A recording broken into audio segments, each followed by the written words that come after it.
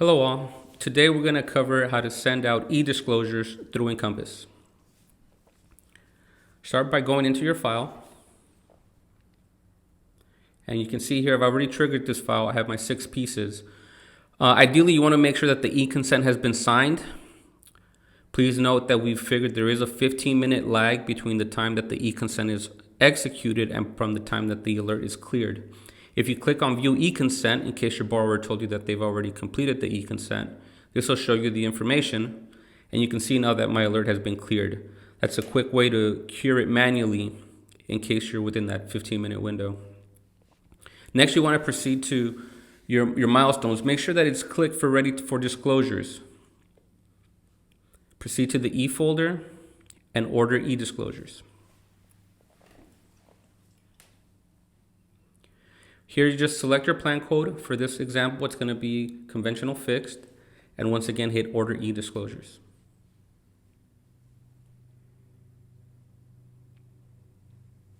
Keep in mind that for this example, we are sending eDisclosures on a file that we previously had originated.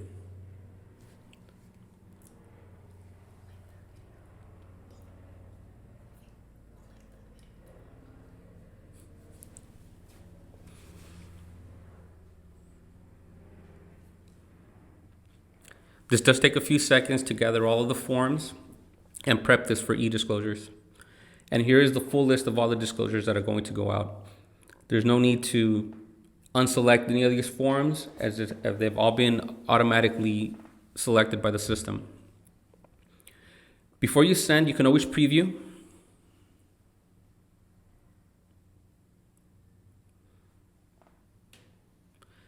And you'll notice that the first page, anytime you preview, it's going to be a fax cover sheet. The borrowers can use this fax cover sheet to print and sign their disclosures and return them via fax. They can also fax any of their documents like driver's license, pay stubs, W-2s. I'm going to review this file, go through the disclosures rather quickly.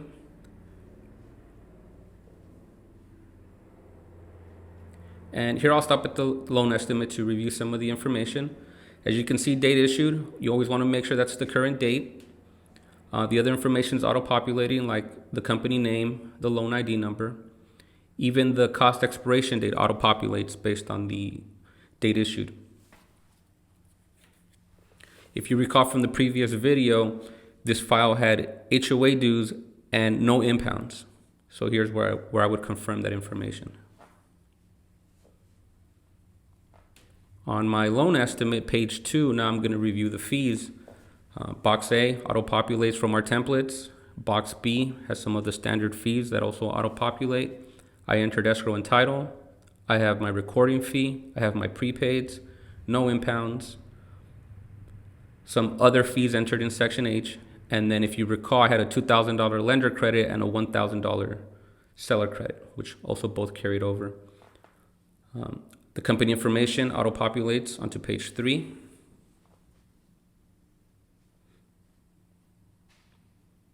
So this LE is good. It's ready to be sent.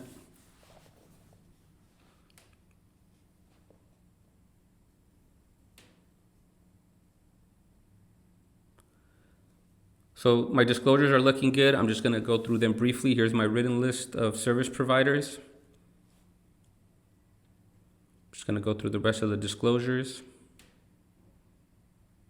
Home counseling list was complete. The 4506T, again, if you remember from the previous video, I added a middle initial for the borrower, and I also entered a PO box. You can see that information carried over.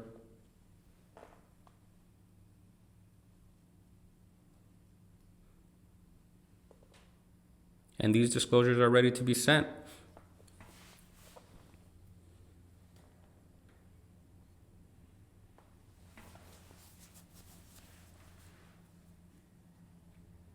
I'm going to close out of the preview.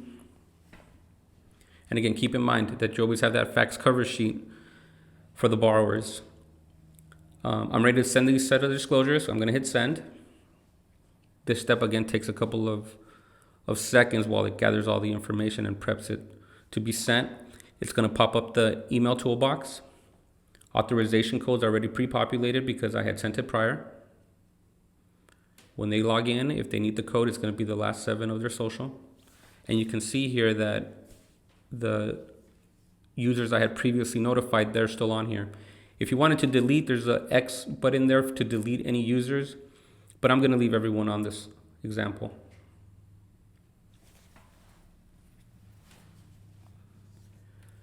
You can also add some additional notifications. For example, you can notify me if the borrower doesn't access these disclosures. This is pushing it out 3 business days. Keep in mind that October 14th was a holiday. I can move this around. This is a purchase. I want to make sure they get it back to me by the 15th. I'm going to hit send. Now you see that pop up. That's letting me know that the loan officer is also going to get an email that the loan officer needs to sign the 1003.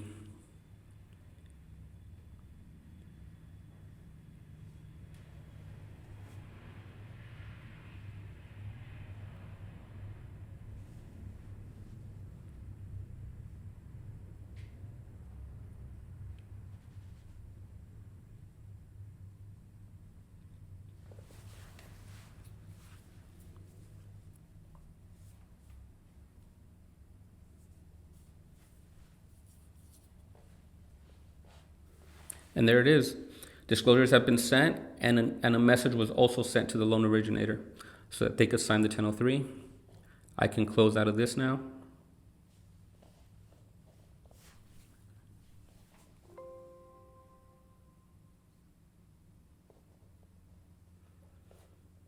And after I set my eDisclosures, it's going to take me to the tools section, to the disclosure tracking. And you can see here the compliance timeline, my LE due date, my e-consent when that was received. And then down here you can see that I've sent the disclosures. It was a full package. It included the LE. And if you want to go back to that section, it's under tools, disclosure tracking.